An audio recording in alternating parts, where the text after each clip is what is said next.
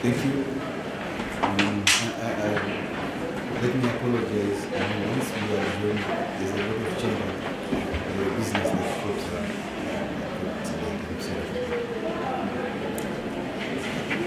Chimombe?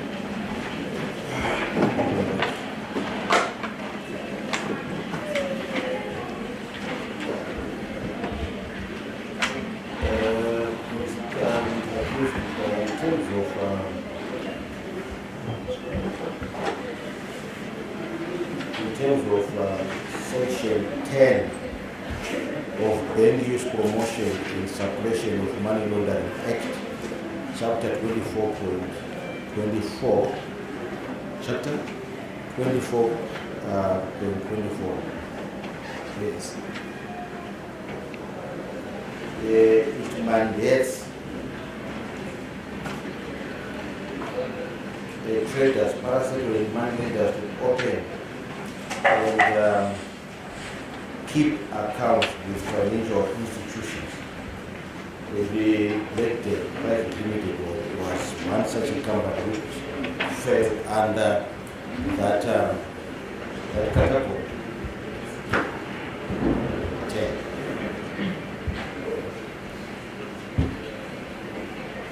English promotion.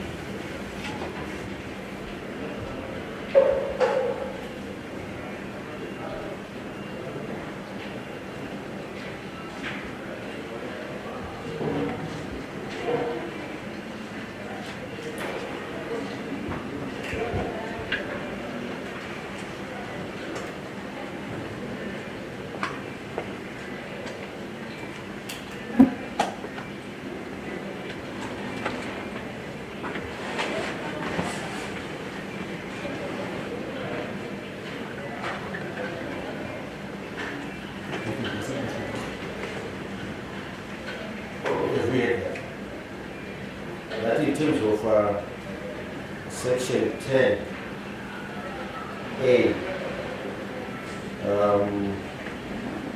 the objective was mandated to open and keep accounts with financial institutions.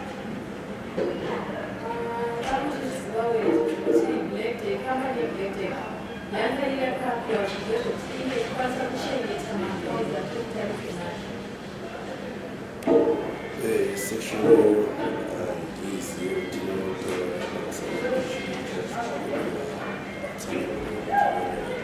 I do not know what that section tells me. Explain to me what it is. Let the pay VAT keep How many will take? Yeah, but 50 in Israel. yes, private limited registered. Yes, let the credit limited is VAT registered. So in terms of Section 10 of Bank Use Promotion, it mandates traders, state of money lenders to open and keep accounts with financial institutions.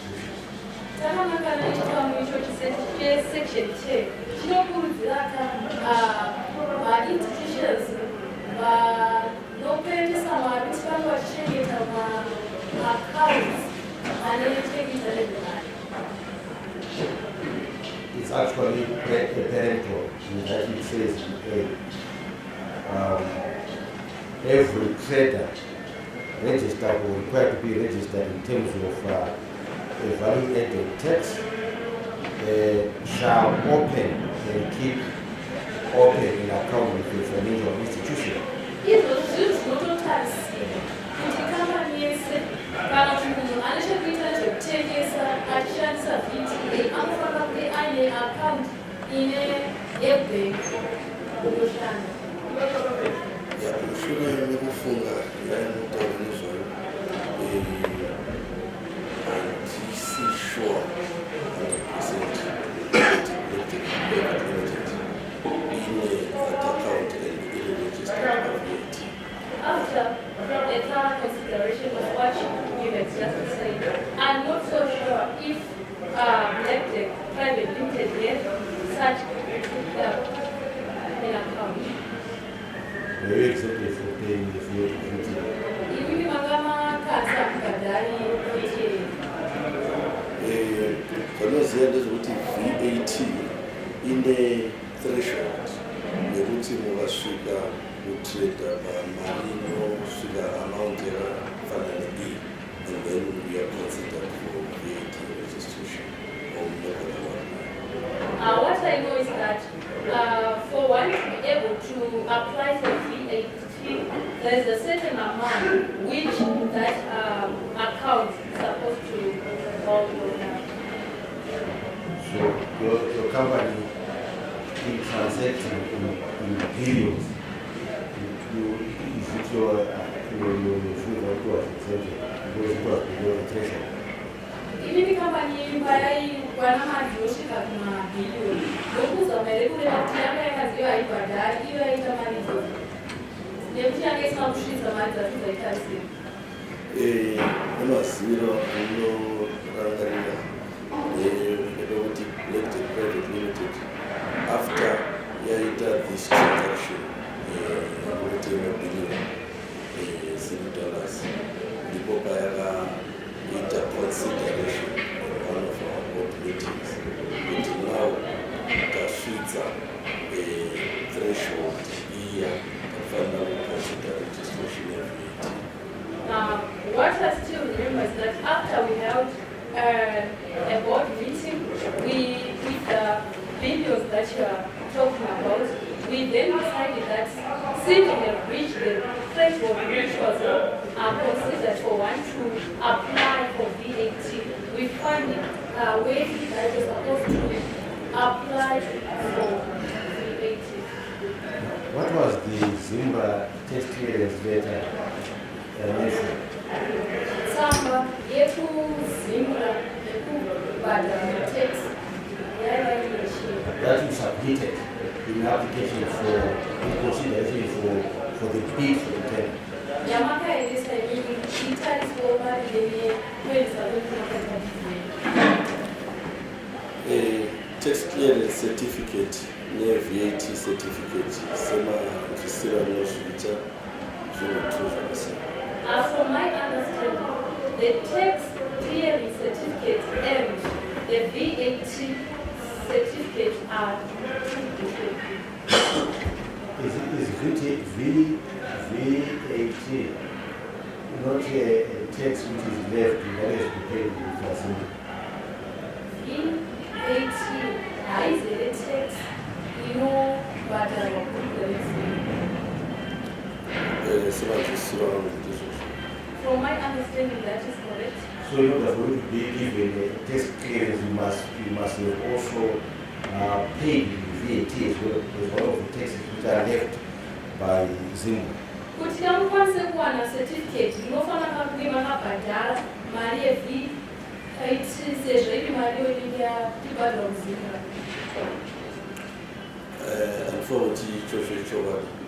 I don't think that is true. So if you receive, if you have money that is supposed to be, that you're supposed to hold on for purposes of VAT, you are saying you're not Zimba is not worried about it. If it is not paid. Kunyange pane mari yamunenge makabata chinzi ndeyeVAT, nokuti here miZimba haina basa nemari iyoyo, kunyange hayo ifanira kubhadhara. Chimadzisira nozviita zvinoshanda sekudai kana VAT kuti uve registered ne-VAT you apply to Zimba to be registered for From VAT. my understanding, for one to be registered for VAT, you're supposed to register through Zimba. That is how it works. Can you trade without a VAT? Saka munokwanisa here kutengesa kana kutenga zvinhu musina VAT. Chaizvo ndopandataura kuti ithreshold yamunoona sekambani kuti tasvitsa threshold to apply for VAT kana kuti Zimra inozviona kuti masvitsa threshold iyoyo saka makufanira kuregister for VAT. That is possible because I had explained that for one to be able to trade, they're supposed to reach a certain amount of money, the threshold, for them to be able to register with Zimba. Asi tax clearance company yega yega kana muchida kuvhura bank account for starters mukwanise kuita izvozvo musina tax clearance. But for a company to start operating, you cannot operate without a tax clearance. Since its inception of the company, never had a tax VAT certificate. Ukuza ngalechichi kubva pakatanga kushanda company yenyu hainambobvira yakawana certificate iroro reVAT. Semazivira anozviita yanga iri muprocess and zviri mumarecords ezimba kuti zvaifambiswa nyaya idzodzo finance and administration. From the way I know it, the issue was still in progress. It was yanga ichiri kufambiswa mudepartment redu refinance and administration. Finance and administration department were the ones who were handling the issue. The company was over with 200 employees. It was not paying VAT. Company never shut down that 200. Yakaisi kubhadhara VAT. Zvinoshanda zvichida 200 ma-employees aya akaemployiwa atoemploya as per ma-projects. At times togona kuita 200 or more employees, at times less than 20. What it works like is that we can have about 200 employees when we have certain projects. And when we do not have projects, we can have less than 200 employees. 20. Less than 20. Less than 20. We can have less than 20 employees. Now, in terms of Section 11 of bank use promotion,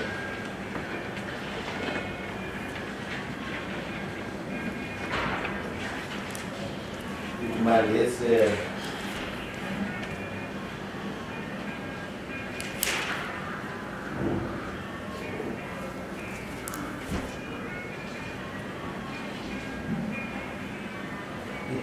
it mandates a company to bank all excess cash a day after. It mandates every trader in parastatals to bank surplus cash in account within a limited time. Here you converted 1.6 billion into foreign currency. Was it not necessary for you to pay that money? That the foreign currency that you got.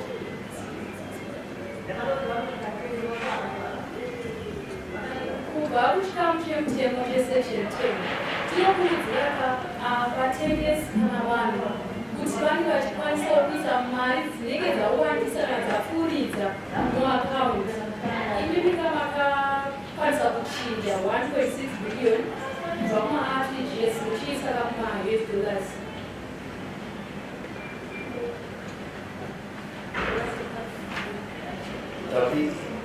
In fact, in terms of level B, it says any excess of 10 million Zimbabwean dollars should be back. But here we are dealing with 1.6 billion. Pachikamu icho chemutemo che11B chinoti kana mari ikasvika 10 million inofanira kunge ichiiswa mumaakaunti. Imi makashandisa 1.6 billion Zimbabwean dollars.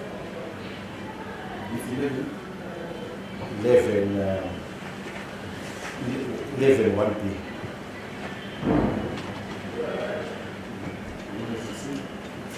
It says every trader or parasite shall, unless it is good cause for not doing so, deposit in an account with the financial institution no later than close of normal business hour or the day following. That on which the cash is received or on the next day, cash in excess of $10 million or such other amount in excess of $10 million as the minister may prescribe from time to time, whichever is the less amount. What was amended in 2008? 2008. We have the amendment of 2008. That I have was not amended.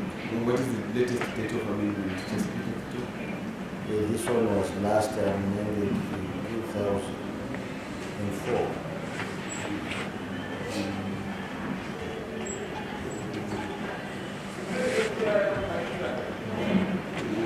what some of what you are saying is correct? You're talking about section? 11, 1B. Section 10 and 11. Yes.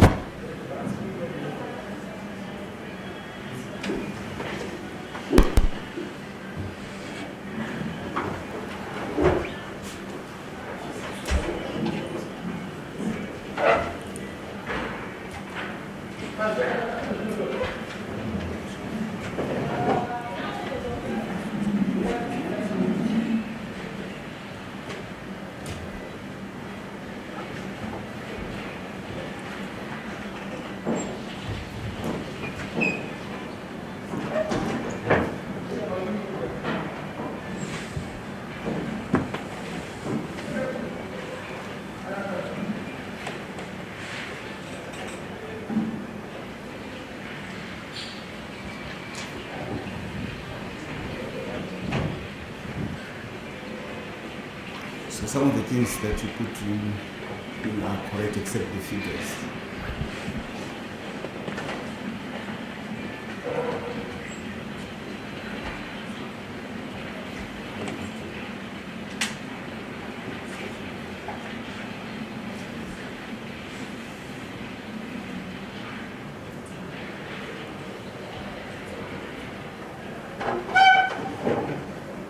Now, that of 50, the amount that was stated should be any amount in excess of $200. As I read in 2018. Any amount in excess of $200, it has to be deposited.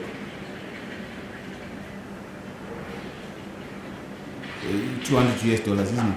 Yes. Or you can, if you want, you will say 200 it's public law. It's up to you whether $200 or $200, whichever what you take, however you want to.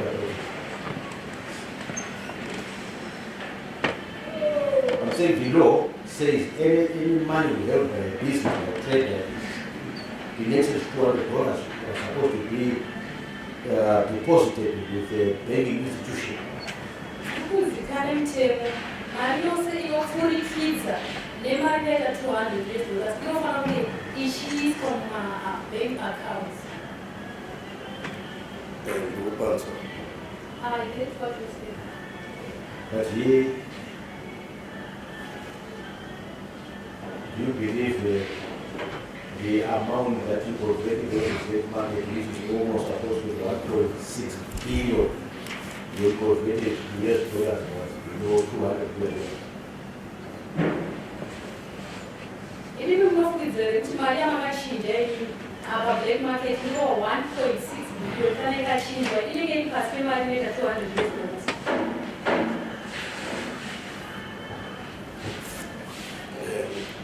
Ude panoda kuti itsanangidze. I need to explain something. Explaining the context of the question that you have been asked. And Salamkai, mari nemubvunzo wacho wamabvunzwa. Unoda kugadzirisa pa 1.6 billion.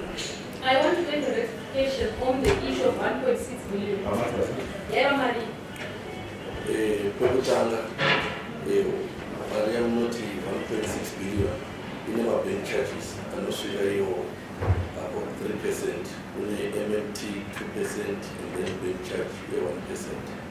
Firstly, that amount 1.6 billion had some bank charges which amounted to 3%. 2% for MMT, and 1% for charges. After discounting the charges, do you believe that the amount that you handled, that you ever banked, was not in excess of $200? Tabvisa zvese imweni zvamuti ndo zvaibviswa pamari iyoyo. Ndokunge kuti mari yamakachinja iyoyo yanga iri pasi pemari $200 yamusina kutoisa mupengo. It was above $200. So do you therefore foresee that yourself as the director, you were acting contrary to the provisions of the law? Ndokuzvibvuma here kuti imi director makaita zvaipikisana nemutemo. Handisi kuzvifuna. I do not admit that. Nekuti inini ndiri director are responsible for implementation. Because I'm the director responsible for the implementation of projects. Like the private limited in a director responsible for finance and administration. I've left the private limited as a director who is responsible for finance and administration. Now, accused, you were the one who authorized the money to be removed from the RTGS account. You authorized the money to be dealt with on the black market in securing foreign currency. It was therefore your responsibility to see that the money that you secured was not kept in cash, but it was supposed to, this possession was supposed to comply with the law, that it was supposed to be deposited. Imunika ndiri chakatenderedza kana kava mvumo yekuti mari iyoyo inge ichikwanisa kuchinjwa 1.6 billion pablack market. Pamusoro pazvo US$ yamakawana pablack market hamuna kuti zvakare inge ichidzoserwa muaccount asi makashandisa cash. Izvozvo hamene kuti mukuzviona papi. I do not know where you are getting all that from. Sekuti takatsanangudza mazuva apera asi kuti Black Private Limited ine board rakaita resolution and decisions iwayo akaitwa neboard reBlack kwete nini as an individual kana kuti inini as a managing director. I think I had explained it to you countless of times. I had explained to you that Black Private Limited held a board, and in that board there were some resolutions which were taken, and I did not take those decisions as an individual or in my individual capacity. So it is your plea that you wish Ajineka is to be the top with you, because you were both directors. That is your wish, so that she will be dealt with later.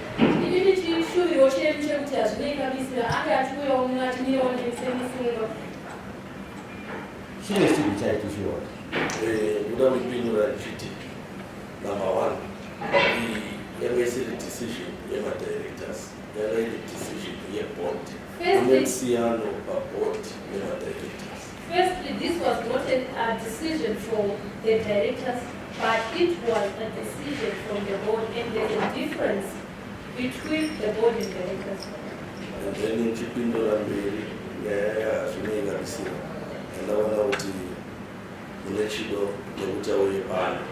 I can say that. And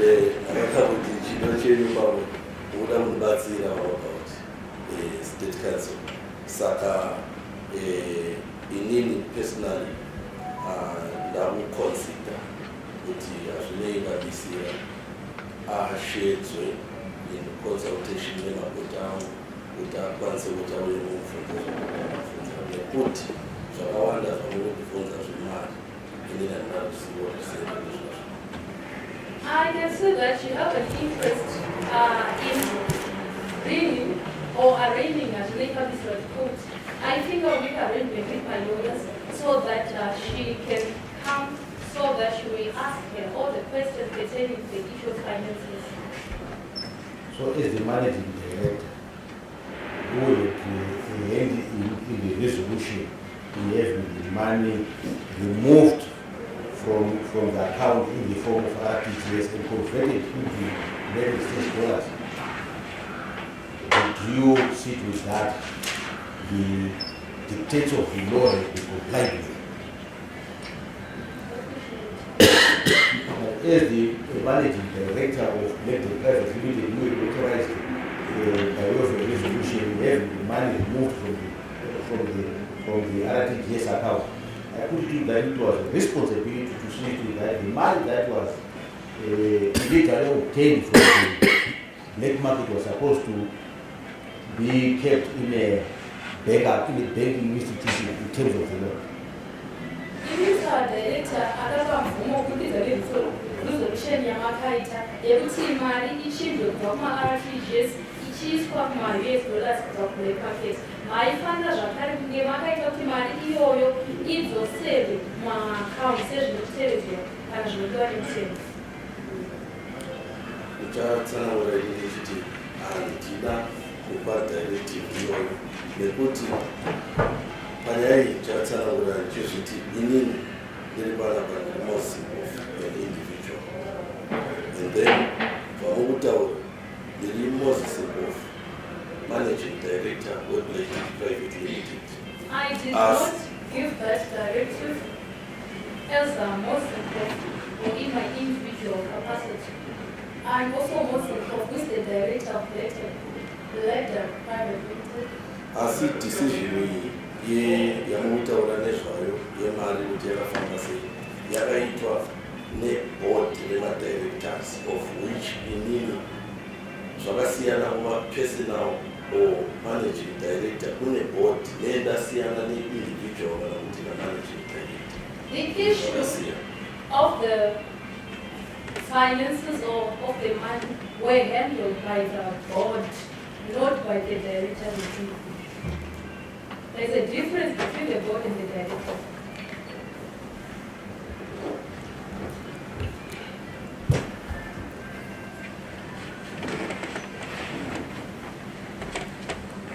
Now, Mr. Mpofu, you took the government of Zimbabwe on a wild goose chase in that you entered into a contract with it, with a company which did not exist.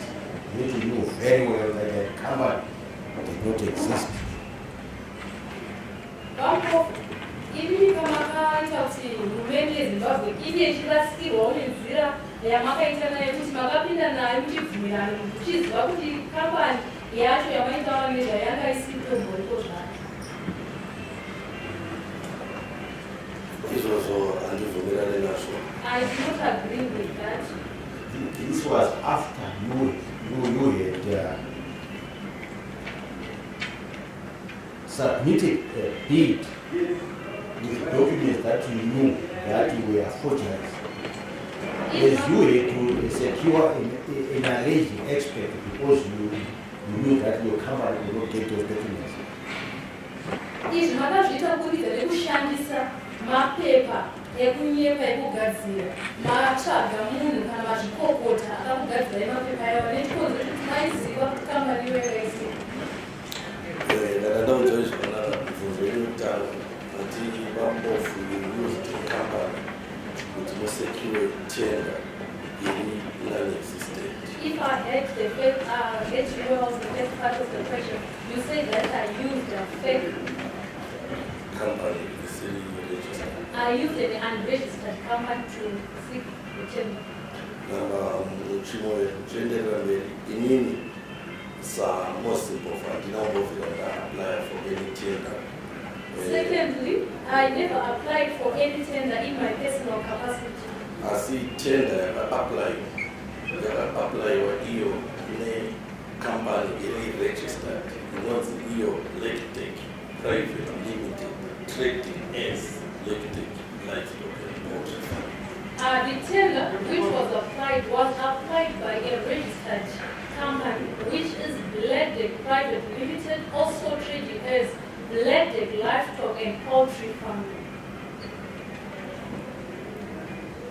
You wish to make that you also trading is potential.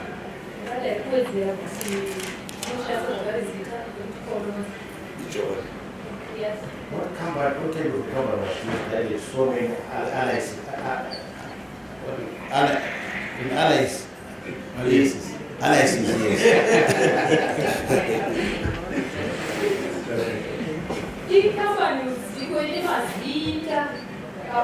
What was it trading as? Because it looks like a company, if it were a person, it would be a big criminal. Because at every stage, it will have a different identity. Withdraw that. I will withdraw. So anyway, which allies was being used? I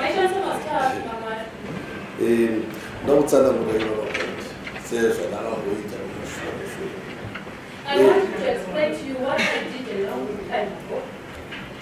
Elected Private Limited, no registered name. Did you register Elected Private Limited? Or trading as trading as Elected Livestock and Poultry Farming.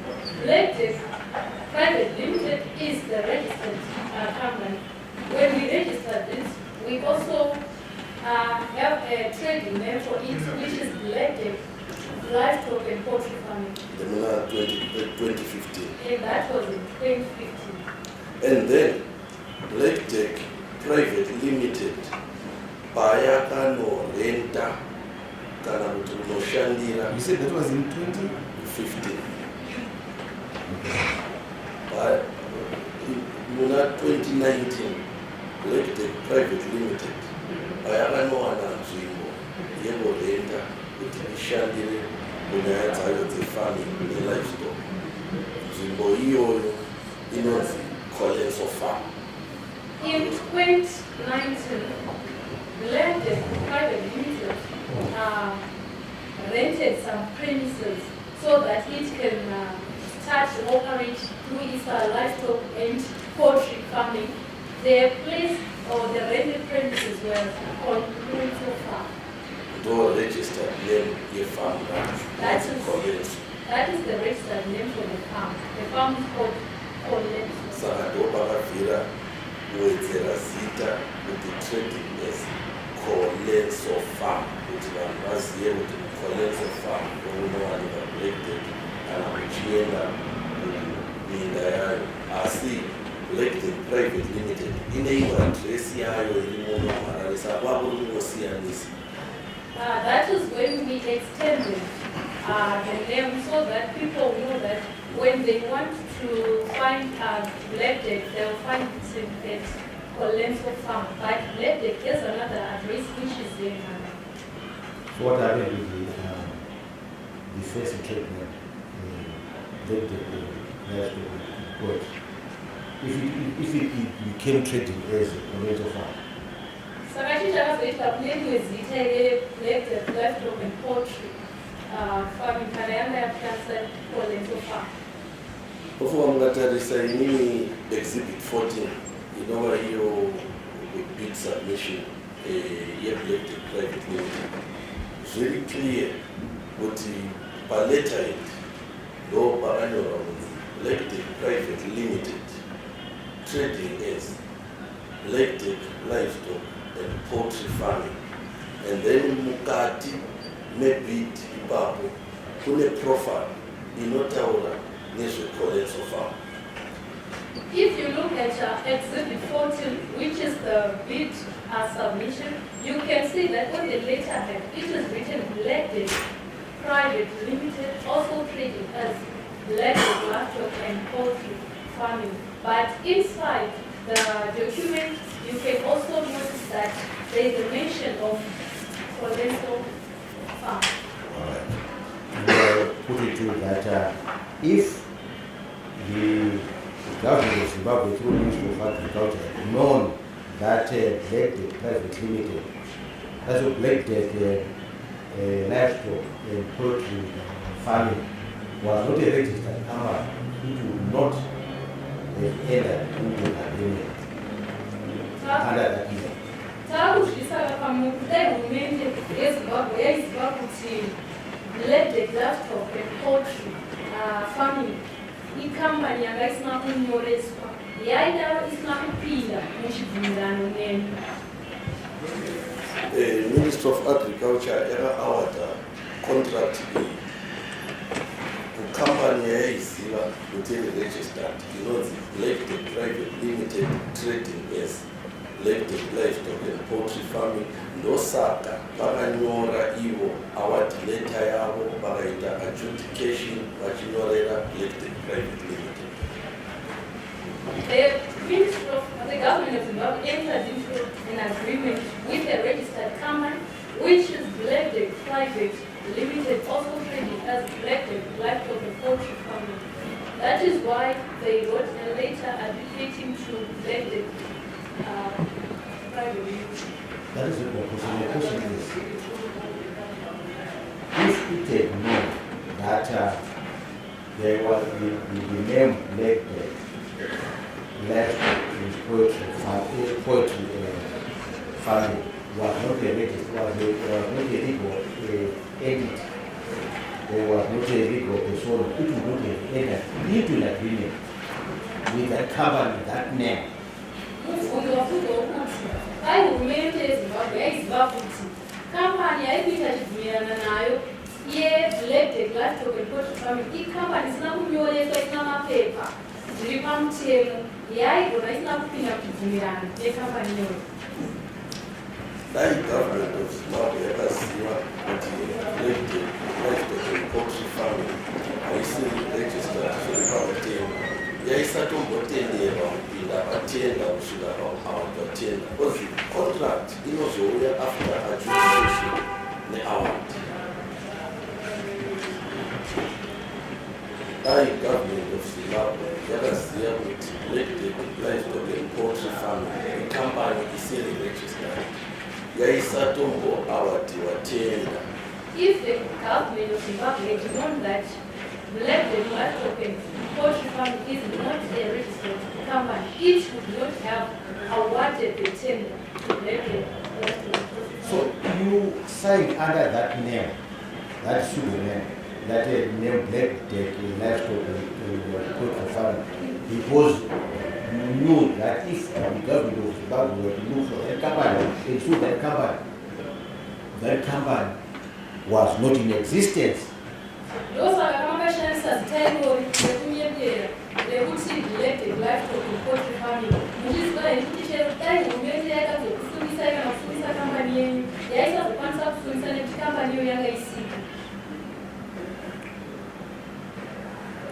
Amene kuti ndobvumidzwa rekukumbira exhibit 14 muratidze zvakare kuti pakanyorwa kuti Elected Private Limited trading name ine trading name yakanzi Elected Livestock and Poultry Farming. Saka government of Zimbabwe yaiziva zvairikuita. May I have a look at exhibit 14 so that I'm sure what is written in it, that the government of Zimbabwe entered into an agreement with a company called Elected Private Limited, which had the trading name Elected Livestock and Poultry Farming.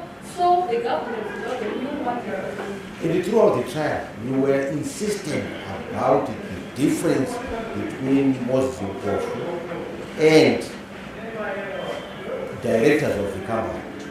This is the argument that you intended to use in saying you are not a director of Elected Livestock and Poultry Farming. So it was deliberately a calculated move in misleading.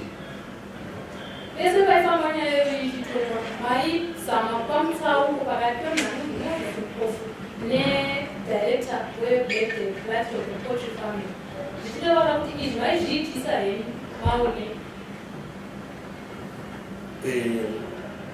Nofunga magwaro ari muexhibit 14 mune inonzi CR 14.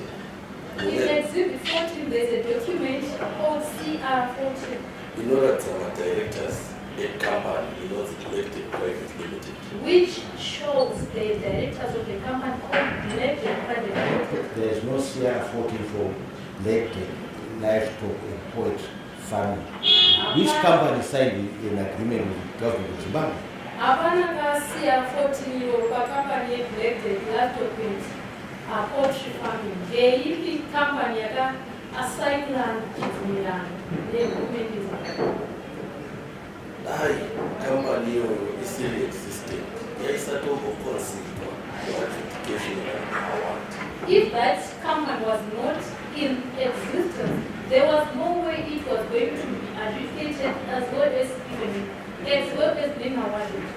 If wakapuwa na legal officer we-Ministry of Agriculture ikapuwa na former permanent secretary Dr. Basera vakataura kuti Black Tech Private Limited neBlack Tech Livestock and Poultry Farming vaichitarisa sechinhu chinochete sekambani inochete.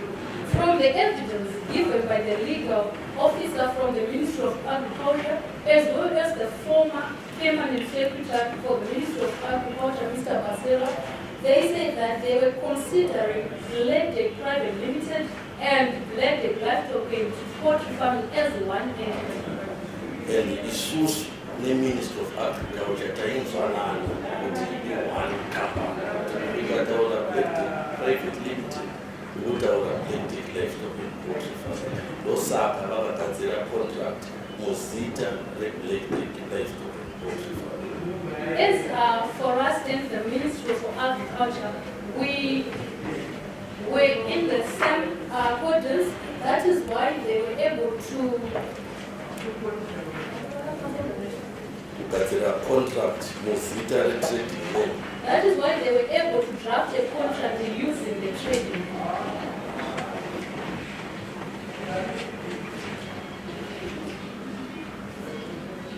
You correct them.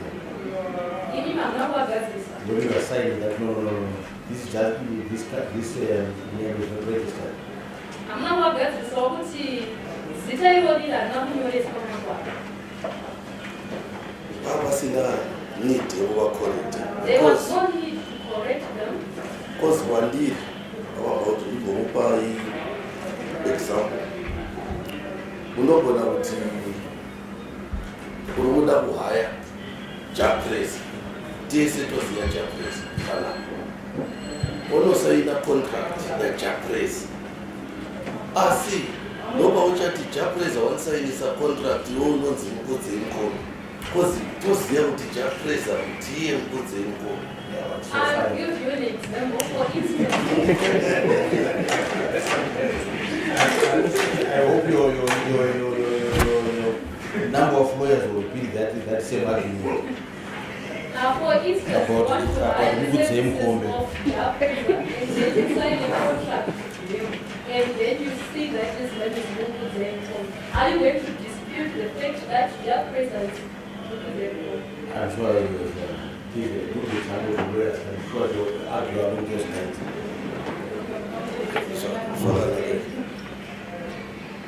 Now, this, let's explain to you. Thank you. Well, the answer is explained from the Thank you, my lord. Now,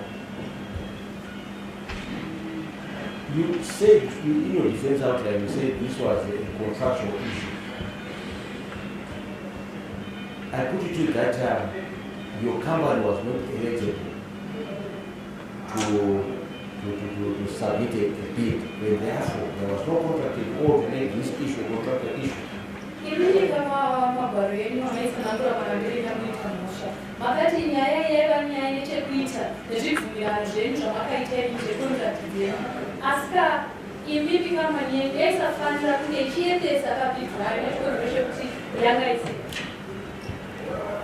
Makambani apa ndichakumbira kutsanangudzo pakuti murikurevera kambani because murikutaura Black Tech Private Limited pamwe pacho motaura moti ine imwe kambani inonzi Black Tech Livestock and Poultry Farming asi isusu yatinoziva seTrading name yeBlack Tech Private Limited. You may have to clarify on the issue of the companies.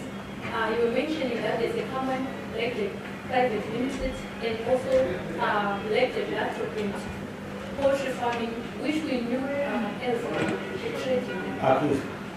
Whichever company that you used to bid was not eligible to bid because it had no mandatory document in terms of the NASA and so on. Many factors.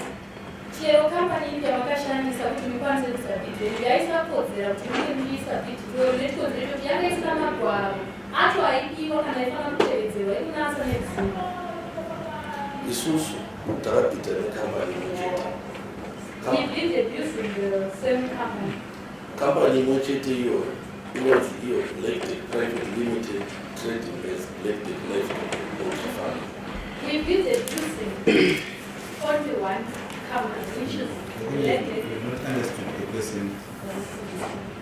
The person is that whatever you call or electric private limited trading is electric livestock or electric private limited trading is going on.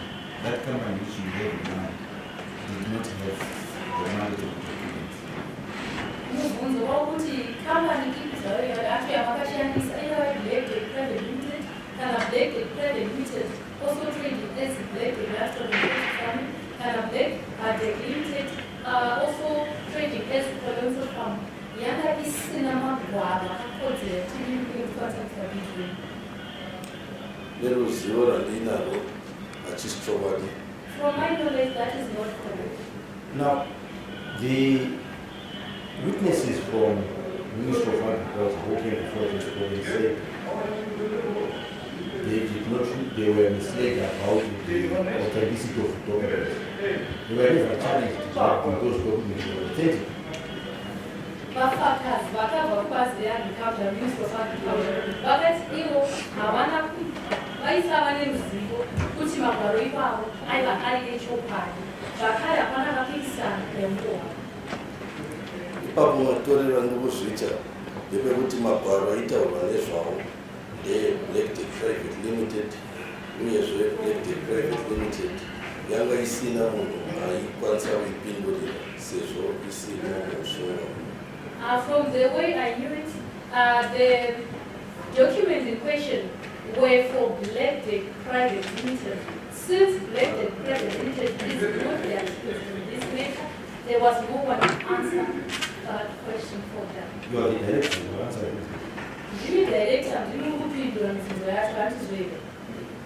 Ipapo ndoda kuvanzwisa futi vanobva kuti nekuti ndiri manzwisiro andiri pana ndakasungwa saMoses Mpofu, a person not managing. From what I know, I was arrested in my personal capacity as Moses Mpofu, not as a representative from the elected private. You had no intention of hiring boss at all. With that, all the money that you got, you then took it to the black market and converted it into United States dollars. And the money was never seen in the banking system where it was supposed to be accounted for. Takubvisa papamunhu kuti mimi maisava henyu nechinangwa chekuti munge muchikwanisa kutsvaga mbudzi sekutsvaga pamakaita bhigi renyu, asi pakapinda mari muakaunti yenyu makabva matochinja mari iyoyo kublack market, mari iyoyo hakuna kuzoibvesera zvakare mumaakaunti yenyu ekubhengi. Ndaya kuti kana muchiti iwo mungoreva inini saMoses Mpofu handina mari yakaisirwa muakaunti mangu ndofunga nestatement munawo hapana kana pano paakaunti yaMoses Mpofu yakawana mari yakati. I do not know what you meant by saying that I converted the money because I did not receive it in my personal account. Then it was never stated that a certain amount of money was credited into my account, my individual account. And this one was never accounted for. In that, you never even attempted when you started producing pictures, to produce pictures of infrastructure that you came up with. You just came up with your own picture, which had no relevance to infrastructure that you come up with. Imika mari iyoyo yatombozikana kuti yakafamba sei. Pamanga muchipa mifananidzo yamaisa munogare, makatipa mifananidzo isikanongoenderani nezvivakwa zvacho zvaifanira kunge zvivakwa. Ndofunga mari yeBlack Deck Private Limited mune statement yayo mune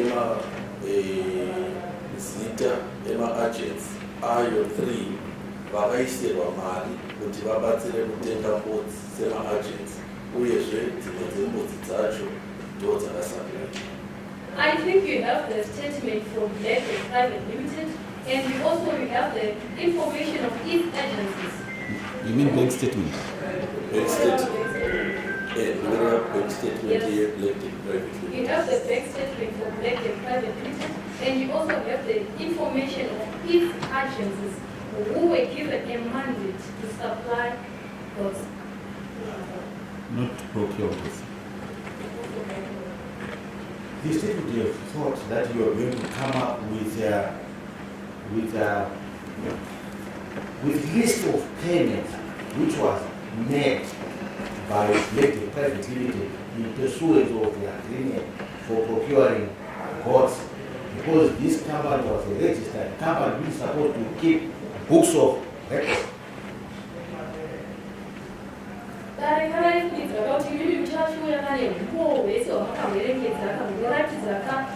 mari dzacho dzavakashandisa kutenga mbudzi sezvo chizvo chikonzero zvakaita kuti inge muchipiwa mari idzodzo zvakare kambani yenyu yeBlack Deck Private Limited iri kambani yozikamwa yakanyorwa mapepa zvikamutemo. Takudzoka paya zvakare pakuti inini pese apa ndichigadzirira kuuya mudare rino tribe ndikuuya samosi Mpofu hanzani ndambogadzira zvinhu zvangu ndichiti ndikuuya kuzorepresenta Black Deck nekuti Black Deck ine varidzi vayo vanoita decision yekuti vanopindura nyaya vachiita sei manje haina kuchacha vanhu vakare. I think I had explained this earlier on that I'm standing in court as an individual capacity, not a representative of Black Deck Private Limited. Black Deck Private Limited has its directors who can come to represent and answer questions pertaining to these issues. You're one of the As can you are the managing director. where my directors are the managing director. One, handina kusunga ndiri weBlack Deck Private Limited. Two, handina mandate iyoyo kubva kuBlack Deck Private Limited yekutaura nezvebasa reBlack. Firstly, I was not arrested as a representative of Black Deck Private Limited. Secondly, I was not given authority by Black Deck Private Limited to come and discuss its issues. So as you may, we should have been in a place to come and talk about these issues now that you say she is coming. Saka hazvinei achauya here tizotaura maringe nezvenyaya idzodzo sezvo imi mati akume. Ndotsokorodza zvakare nchiti mandate iyoyo ndo zvakataura nemaloyers kuti inofanira kuti aiwane auye atsanangure kuno sezvo muchimuda zvakanyanyisa. That is what I explained, that she is supposed to have that authority so that she can come and explain since you read the one saying. So you are going to give the authorities one of the directors. Saka imi muchamupa mvumo semumwe madirectors. Mvumo iyoyo haipowe semumwe wemadirectors ezinkuti nemanaging director chaipowa nemaboard members eBlack Deck. She cannot be given that authority from the managing director, but she's going to get that authority from the board members. So she is going to bring a breakdown of how the 1.6 billion was used. The payments that were made. Saka achazenge achimira mundare achiisa mashomo ekutsanangura kuti mari iyoyo 1.6 billion yakashandiswa sei zvakare nezvacho zvakabhadharwa zvese. Nekuti inini ndabvumirana nemi kuti hazvinei achashedzwa mudare. I think I had agreed with you that Azhine is going to be arranged in court Ocommunicatwa naye nemalawyers. and the lawyers will communicate with her. So she is going to easily come and bring the breakdown of all the numbers used. Saka achauya hake mundare onyatsotsanangura kuti mari iyoyi yakashandiswa sei. Semunhu ari responsible nedepartment rake November and information obviously and we are As a person responsible for the athlete, I think she has all that information and she will come and explain. You said part of the money was used to buy chemicals for the project for 5 years. I think we may have a chance of taking a show a project here in my Where are the chemicals being kept? It was made for 5 years because only 4,208 goats were bought. I'm sure the goat, only 4,208 goats were bought. Out of the 622,000 goats that were supposed to be bought. So it means that the chemicals, the large quantities kept somewhere. Mishonga yacho yakachengetwa kupi sezvo yanga iri mishonga yaizoshanda kwemakore mashanu apo pakatengwa mbudzi dzinoita idzi 4,608 mbudzi ndo dzakatengwa pacho waifanira kutengwawo 632,000. kana chiranga ngati mishonga pamwe nechirongwa chekutenga mishonga inosvitsa iyo 5-year program. If I remember very well, I said that there was a program to buy chemicals which will last for 5 years. Did you buy chemicals? Which chemical is in storage? Mishonga tinayo. We have the chemicals. You want to go for inspection local? So that your issue is very clear. You will go and see the drums. That you know these are the chemicals that are there. People can go there tomorrow and see those chemicals.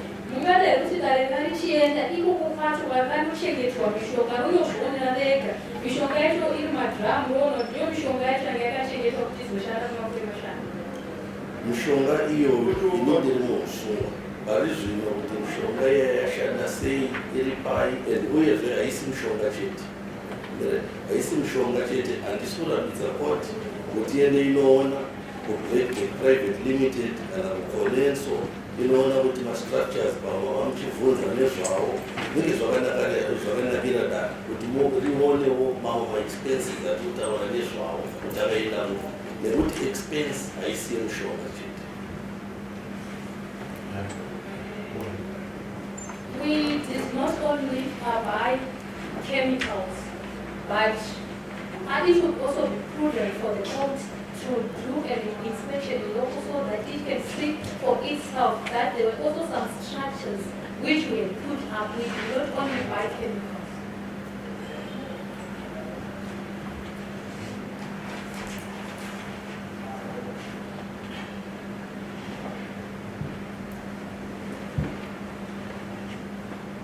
Do you have any chemicals to go show the court? If the court were to invite you to go and leave the court to go see the chemicals that you say in the court for the 5-year period.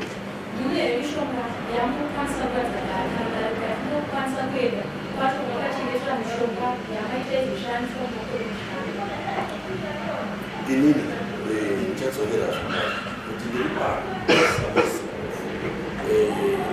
iyo nyaya ndine 15 months ndiri muusungwa zvinhu zviri kuitika kunze maererano nezveprivate limited kuti mishonga vasara ndani zvakamira sei have to confirm ndokudzai asi mishonga takatenga asi kwese kwete mishonga chete kune matex ekuisa mbudzi kune masirinji kune mastructures kune maboho kune zvakawanda zvakaitika haisi mishonga chete mishonga handina kugoti yese ye5 years because mari yatakabhadharwa neministry hatina kubhadharwa mari inoenderana nezvatakawirirana naona.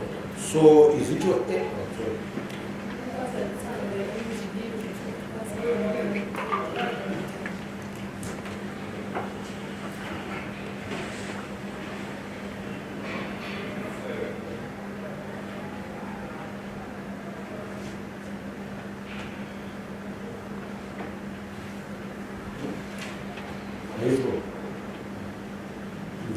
Wants you, she's requesting you to break up your answer so that she can get it.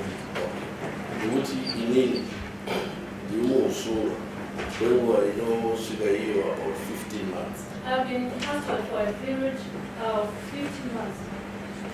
And nyaya dzekublack tick pari zvino kuti mishonga mingani iripo kana kuti mategi embudzi mune mangani aripo kana masirinji nekuti situation yekufama yakamira sei nembudzi dzacho nekuti nedzimwe mbudzi dzichiripo nanhasi kuti dzingani.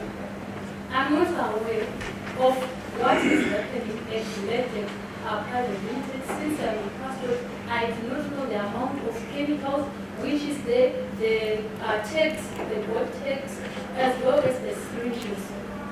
So are you going to then ask the may that is bring the receipts for the purchase of those items? Mungakwanisa kukumbira iye azvinoikamisira kuti auye nemagwaro mareceipts ekutenga kwakaitwa zvinhu.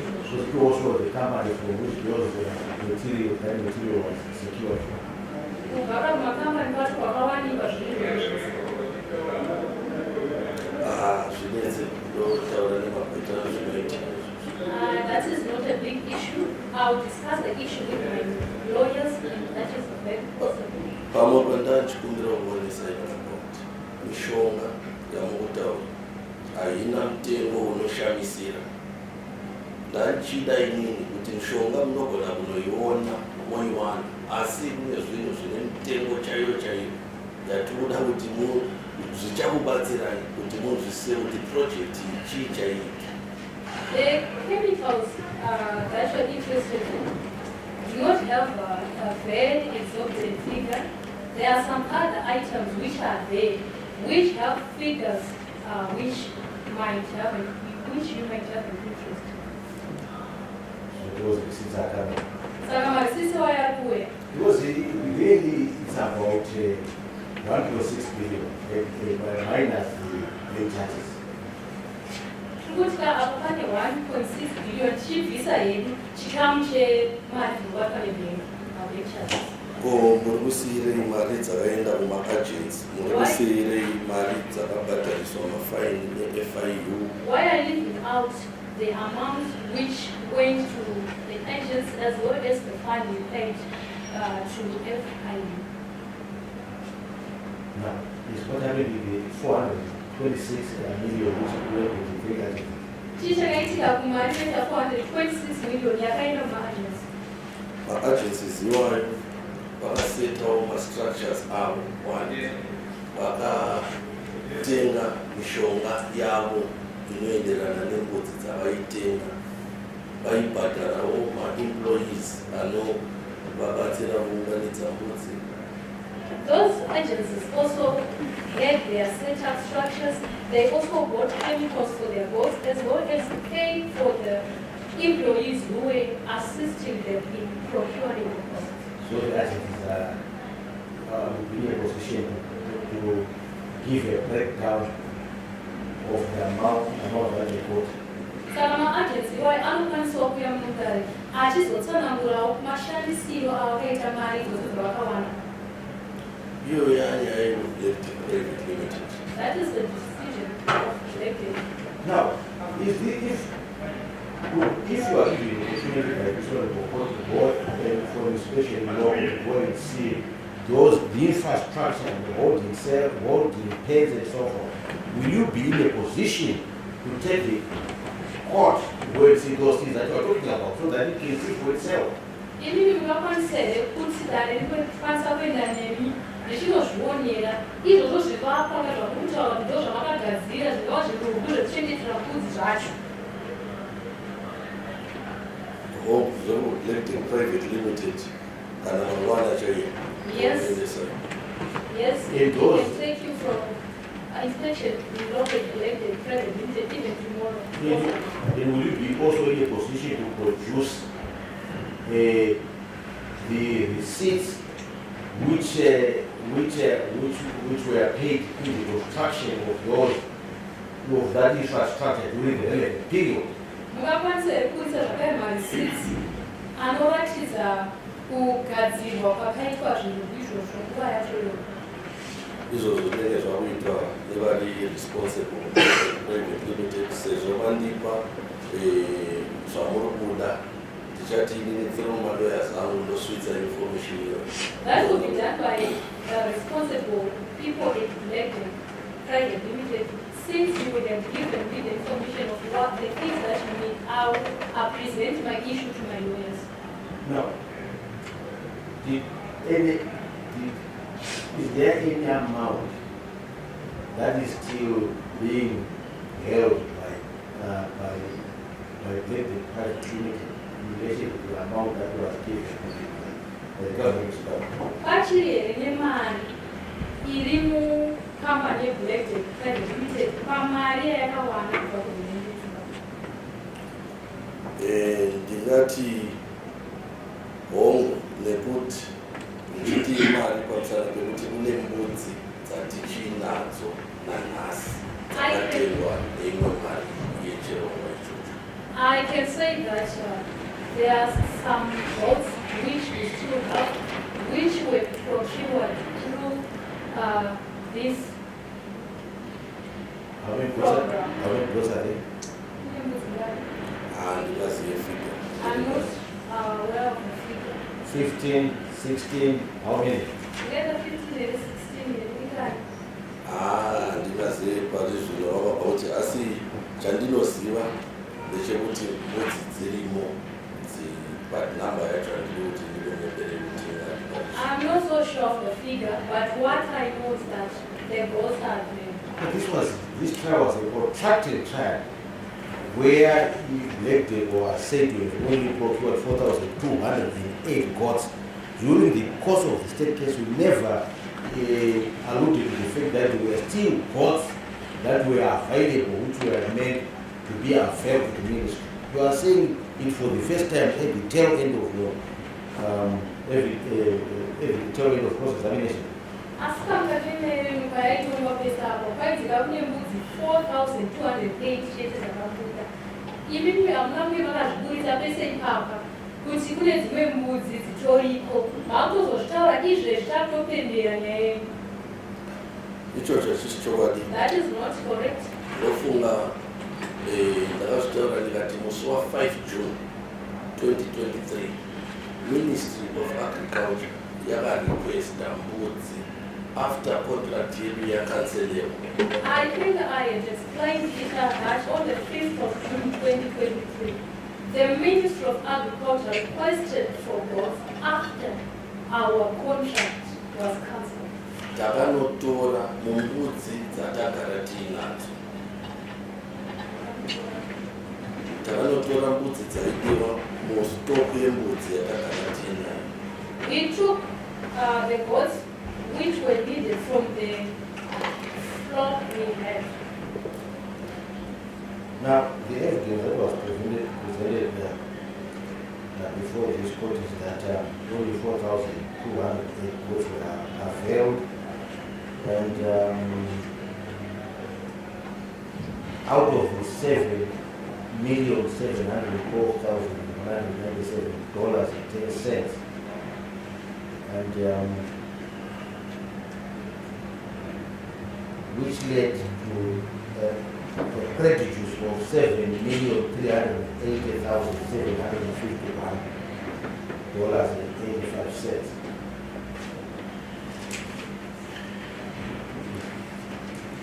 I'm saying of the amount that you got of $7,712,197.10. The amount of 7,380,751.85 was unaccounted for. Kudya kwamari kunoita iyo 7,712,108 mari inoita iyo 7,387,51 haizikamwe kuti yakaita. Answererana nazvo nekuti iyo mari kungoti haina kutaurika nezvayo pamusana pekuti bankman-fried limited yanga isiri represented pano uyezve haina kusungwa and haina kumbobvira yagadzirira kuya neevidence yekuti vanetsera dzakafanisa kuti handisi kuwirirana nazvo. I do not agree with that because elected private limited was never brought to court to explain how the money was used.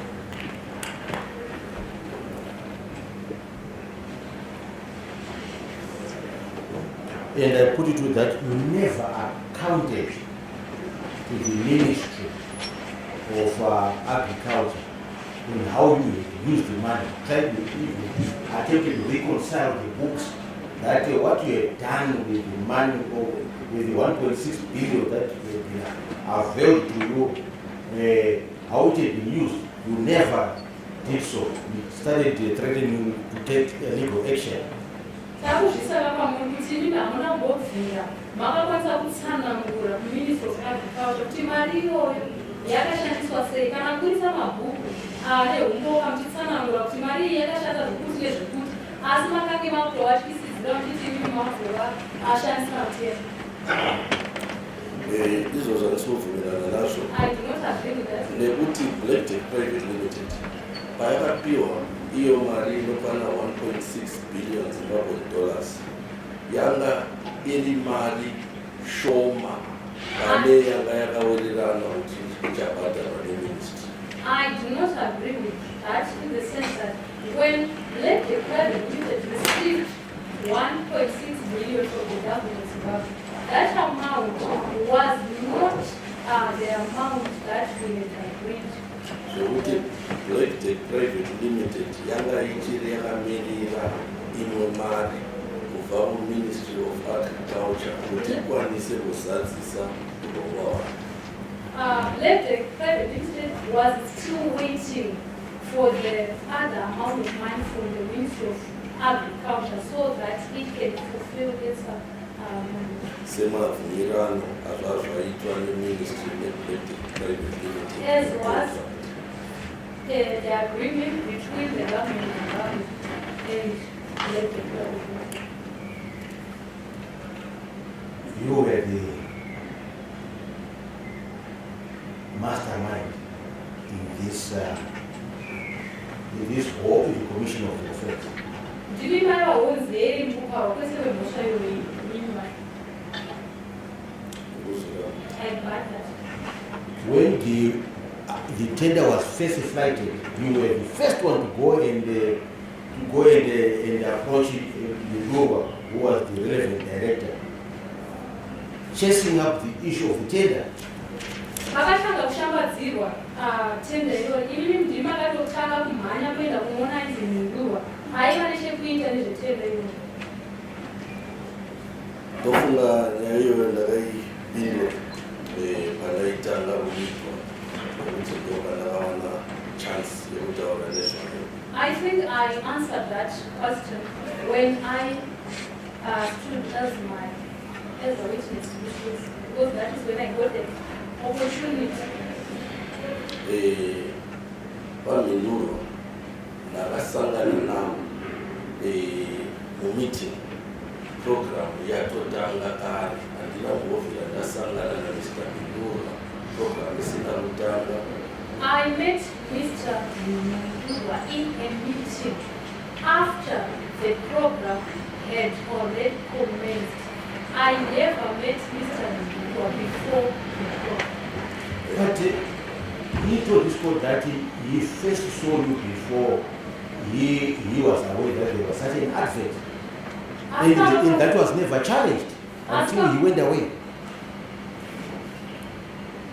Asi vakauza daro kuti imi vakatombokuonai program isati yatanga. Zvakare izvozvo zvachakanaka kana kusvika wazini. Inini paMhinduro vakataura ende ndofunga vanondimiririra vaiziva kuti zvese vandakasangana nevanhu vekuministry zvine evidence, uyezve evidence iripo yekusangana kwangu naMr. Mhinduro itori nemaminutes neimwe yacho yechiviri kuchisuma wataita launch. I think my the lawyers have all the information in the sense that the minutes when I held the meeting with Mr. Lekua are recorded as well as Launch the project in Chisuma. and also when we launched the project in Kisumu. Inge? Chisuma. You know Chisuma? Chisuma. Chisuma.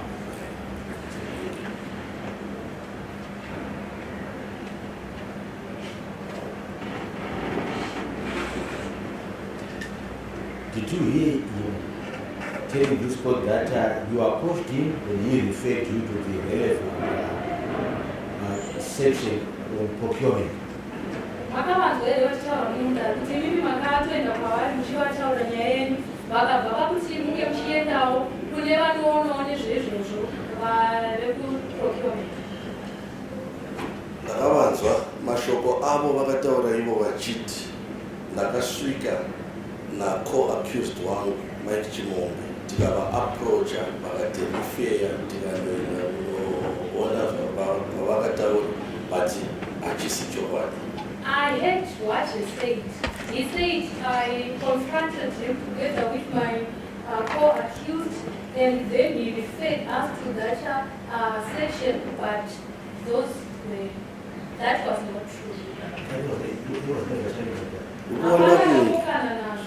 Ukuona kunge inini state council vokusanganisa nyaya pakuti I think you are having a mixture of issues. because vamhinduro vakataura zvishuwa vakati inini na-co-accused waka takavaona tikaita meeting tikabva mumeeting vakati rifeya isusu tikabva pavari tichiti tikuda kunoona permanent secretary ndo meeting imwe chete yatakasangana navamhinduro. Mr. Mindura testified that I approached him with my co-accused person and then he referred us to the section responsible. That is the only meeting that we held with Mr. Mindura. Now for fact you are the one who is mistaken. You are talking about a later meeting when there was already a problem.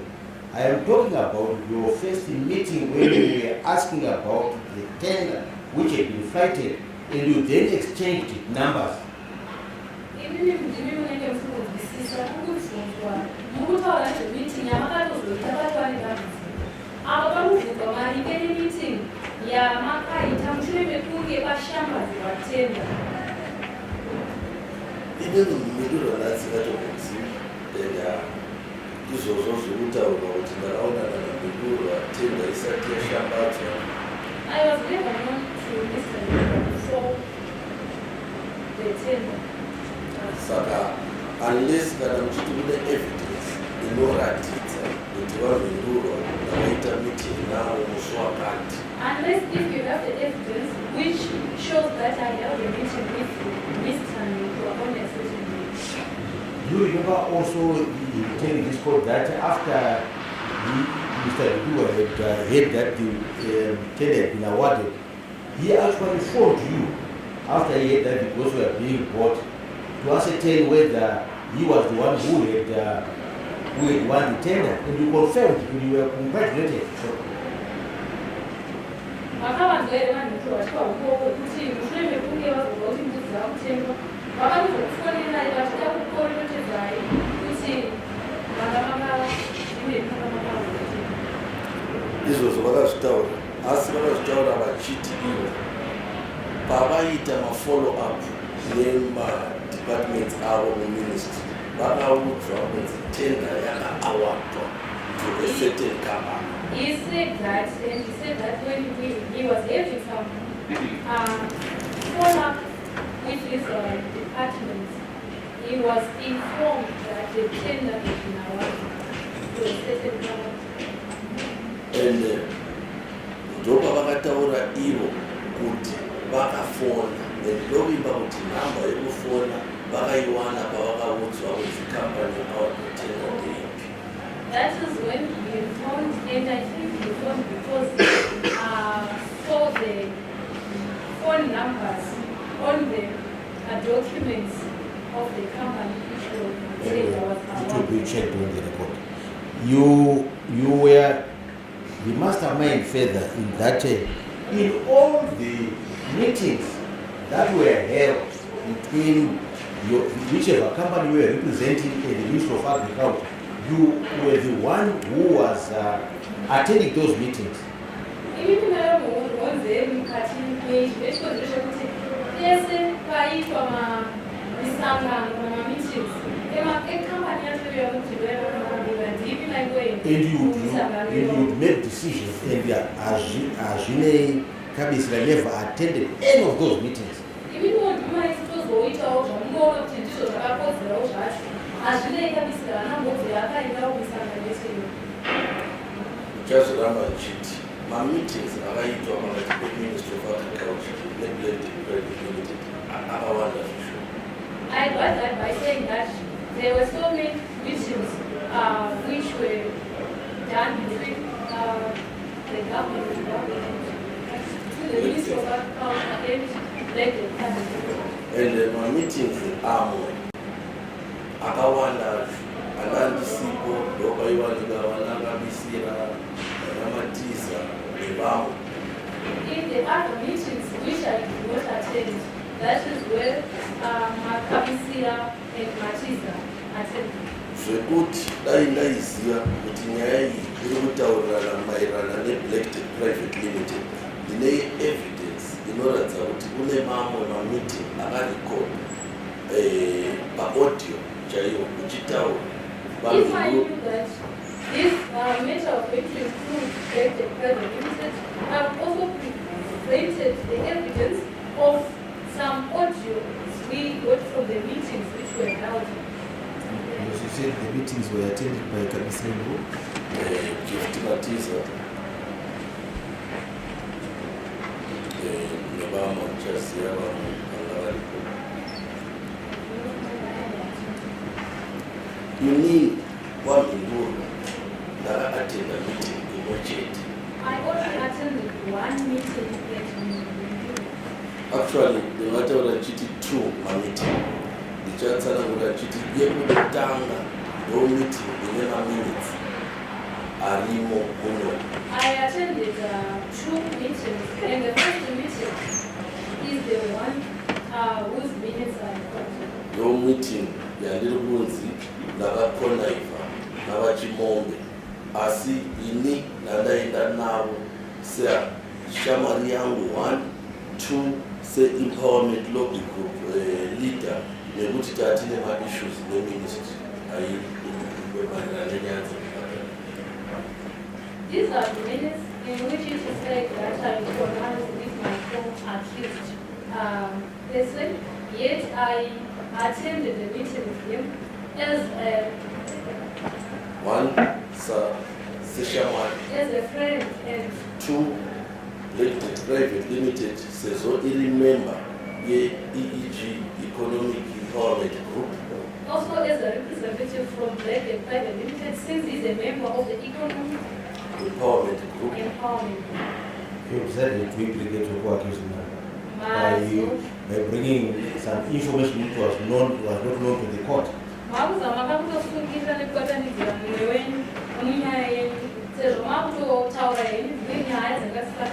Because he never said, he never spoke about EAG in his defense outline that he had gone to attend in that capacity.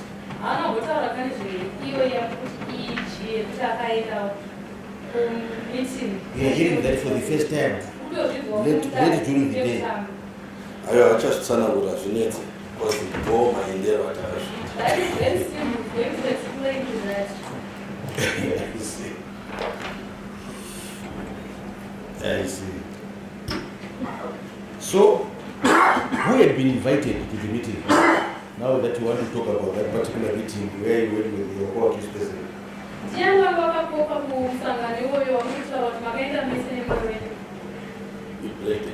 It was related It was not a meeting among friends, but it was a business meeting between Black Dead and the government of Zimbabwe through the Ministry of Agriculture.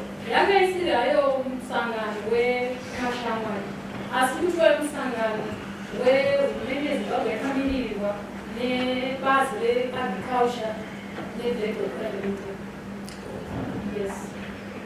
So where does the issue of friendship arise in a meeting where the officials of Black Data are supposed to be are supposed to attend? It did be authorized by the leadership of Black Data to attend that meeting.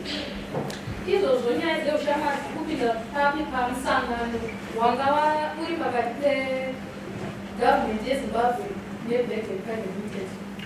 Angapokwa here black private limited. Akatoauthorizwa neboard reblack private limited. It was authorized by the black private limited board. Achipinda president we-economic empowerment group inova iyo like the private limited email. He was representing the economic empowerment group where he is the board. But the news did not show that he was representing EEG. He was indicated as being a member of Black Private Limited. Hapana kapakanyorwa musangano iwoyo kuti aimiririra ari ndiye aiva mukuru wenunzi EEG, asi pakanyorwa kuti aingori munhu abva kublack private limited. Izvozvo ndovakazvitaura paii. I think he's going to explain that of his point. What issue was he resolving as a member of EEG? Inyaya dzipi dzaigadzirisa semunhu aimiririrawo EEG. Isusu tatamutora se-EEG empowerment group and the local group and tatine dispute neminister of agriculture. We have taken him since EEG is a local group and that we had a dispute with the Minister of Agriculture. Go ahead. And also semunhu ari munyaya dzepolitics anga ane interest nechirongwa kuti chifambe zvakanaka tatamutora saizvozvo. We also considered him because he was into politics and that might kind of chifambire zvakanaka since iwo chaibatsira politically. and he also wanted this program to sail safely since it was going to assist him in his political endeavors. Was that one of the clauses of the contract between the two parties that any dispute will be resolved through by the mediation of EEG? Izvere zviri zvikamu zvecontract kana chibvumirano chenu yekuti kana pakaitika kusanzwisisana kuripo kana mafakataro ariko anofanira kugadziriswa nemunhu anobva kuchikamu cheEEG. Ichokwadi EEG ine mamembers akawandisa chaizvo inovabatsira kana pane nyaya dzakasiyana siyana. EEG has many members who assist if they are maybe. Kana pane nyaya dzinovanetsa dzakasiyana siyana. So did you introduce him as a member of EEG at the meeting? Imi pamanga mumeeting vakamuzivisa here kune vanhu sechikamu chegroup reEEG. Inini ndakazviintrodusa iye akazviintrodusa asi ndachida kupasira paari kuti azvitsanangure kuti I introduced myself and my co-accused also introduced himself, but I'm giving that part so that he can come and explain. We have already told this court voluntarily that you took him as a member of the EEG. Did he introduce himself as a member of EEG at the meeting? Imini The role that for which you had invited him. mauzadari kuti mimi makaenda naye sechikamu cheEEG pakasvika ikoko akandozvizivisa here kune vamwe sechikamu cheEEG. Oh, Yes. So why are we getting it for the first time now? He was spoken about during the state case. Nemakaita kuti zvinhu vakaizvezva zvinobvudza zvakataurwa mumashure kwesoko. inini handifuna kuti ndinofanira kutaura nyaya iyoyo. I do not think that I'm the one in the capacity. to discuss that issue. apa ndachingoindicata kuti ndandaenda naye sani. I was only indicating that I went with him. Are you authorized to say what you are saying? Mvumo yekutaura izvi handina mvumo ubva kuBlack Private Limited. I do not have the authority to say this from the I mean from the second accused. Aiwa, mvumo iyoyo haana kundipa, asi zvinhu zvandinoziva. He did not give me the authority, but these are things that I know. So how did he resolve the issue? That you, for which you were taken to resolve? Nyaya iyaiya yanga ichiri kufambirwa and iyewo seorganization vanga vachitotibatsira chienderera mberi nekuti ndosara tati chine maengagement neministry of agriculture. The issue was not yet resolved, but himself as the organization, he was assisting us in solving the issues we had with the Ministry of Agriculture. How many times did you take him for such meetings where you protracted differences with the ministry? Wakaenda naye misangano mingani pamainogadzisa kunetsana kwedu pamaita nemeeting. Ndo chete. That was the only meeting.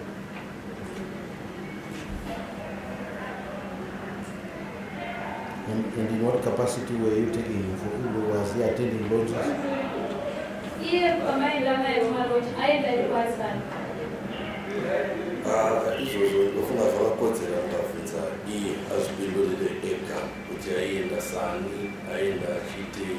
I think that would be prudent for you to ask or to direct the question to him so that he can answer for himself.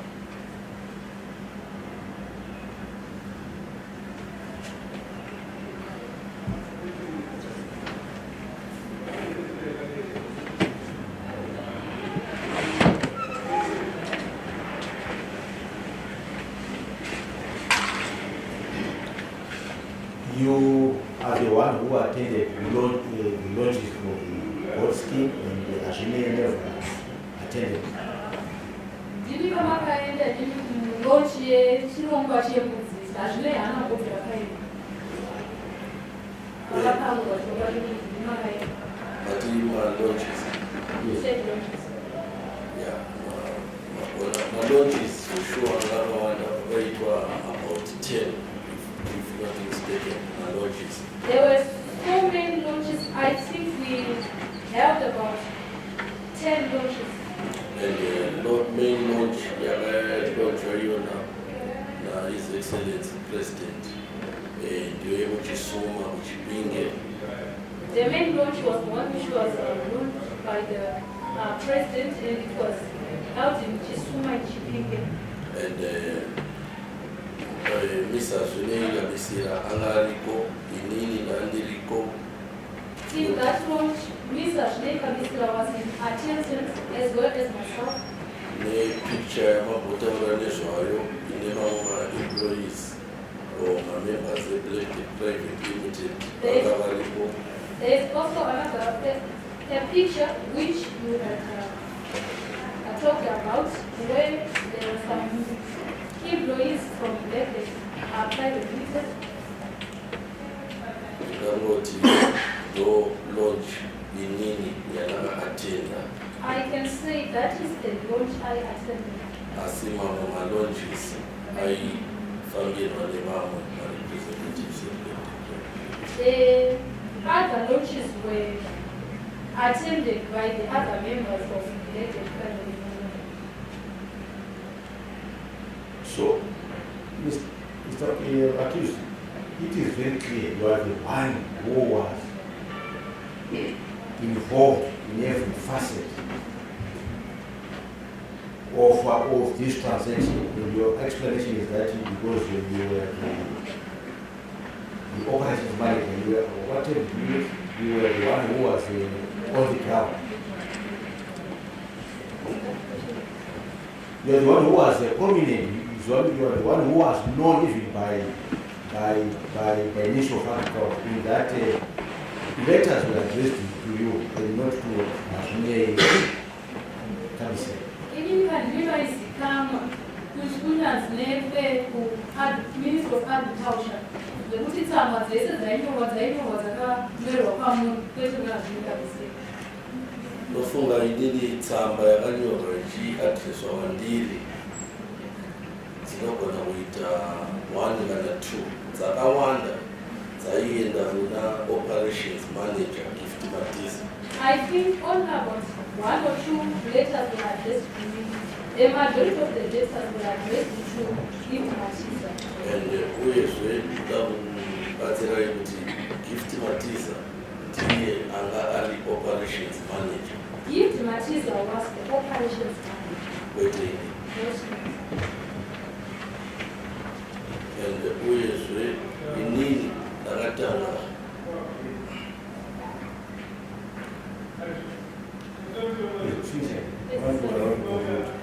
inini chinzvimbo changu chakatangira after signing of contract ndokana vapinda invitation. I assumed my position as the director for implementation after I signed the contract. After the contract signed by the Minister of Agriculture.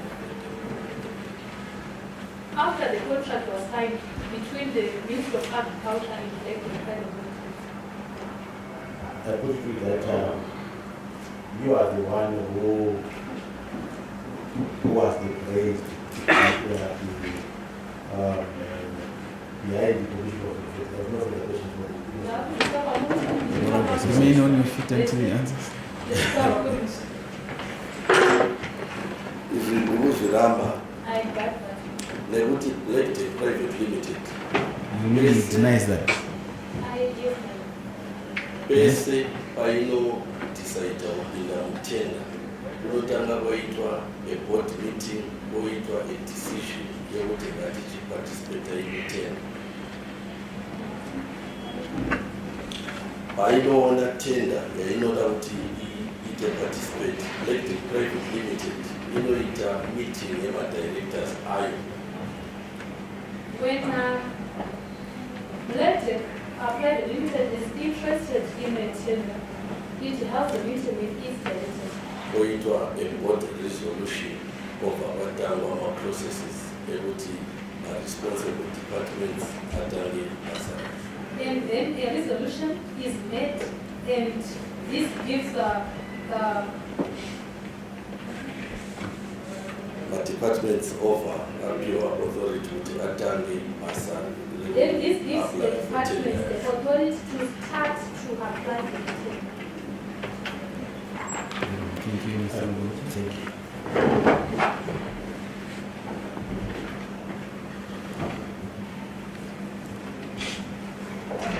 It's another view of the time.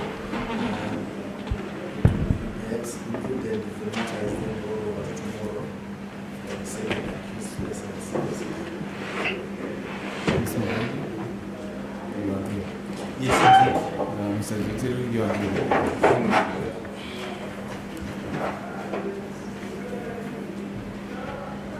Thank you. So what time do we meet tomorrow? 10 o'clock? I think 10 o'clock would be best. I'm sure make some progress. If the accused person is able to face witnesses, if we maybe reminded, like bring them. Very well. So tomorrow will be the 19th. Yes. So, Mr. Mpofu?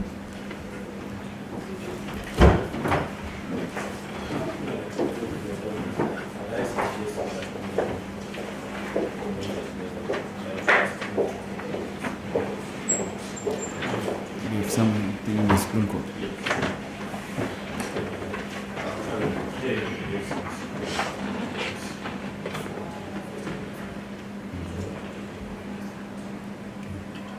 Stand up, accused persons. Come back tomorrow, the 19th of September at 1100 hours. Also, I'm not going to 19 September, Mr. Stella, I'm sure you get the hint from Mr.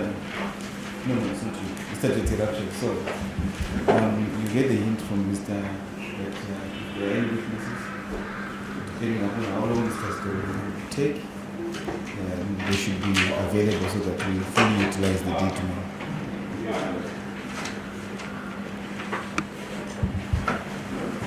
Any other business registration? The court will rise.